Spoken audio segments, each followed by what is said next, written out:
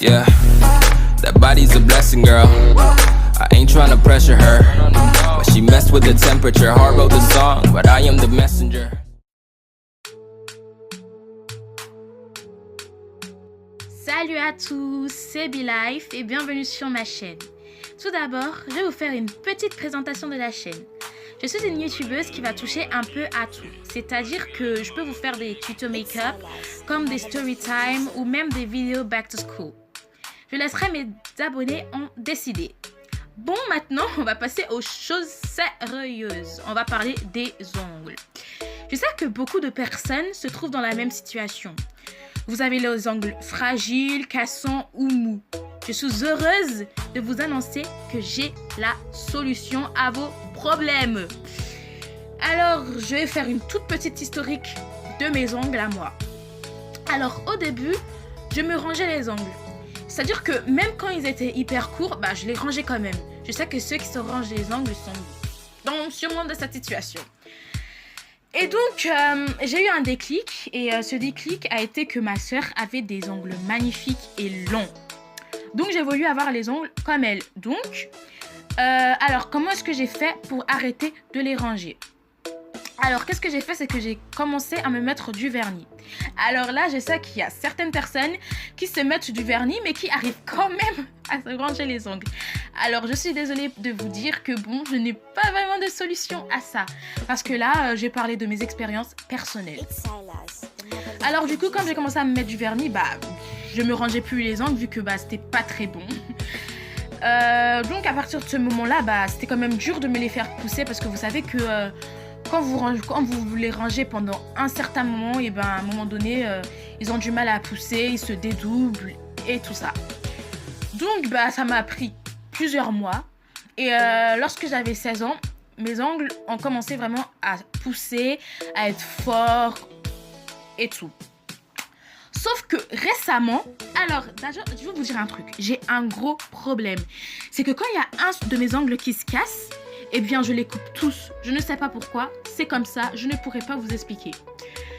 Du coup, j'ai fait l'erreur de me les couper avec un coupe-ongle. Alors, je ne pense pas que je suis la première à vous le dire.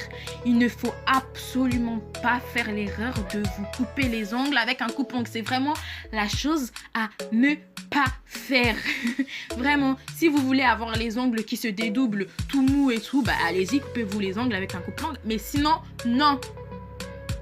Du coup, j'ai fait l'erreur de me les couper avec un coupe-ongle il y a environ un mois maintenant. Et bien sûr, j'ai galéré pendant 2 semaines à peu près à vouloir les faire pousser parce qu'ils se coupaient. Donc, j'ai fait des recherches sur internet comme tout le monde et je suis tombée sur un article qui parlait de l'huile de ricin.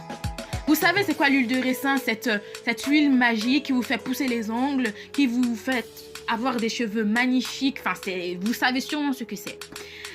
Alors, du coup, je suis allée dans le supermarché le plus proche et je me suis acheté une huile de ricin 50 ml qui m'a coûté à peu près 3,95 €. Au début, je ne savais pas trop si ça marchait vraiment.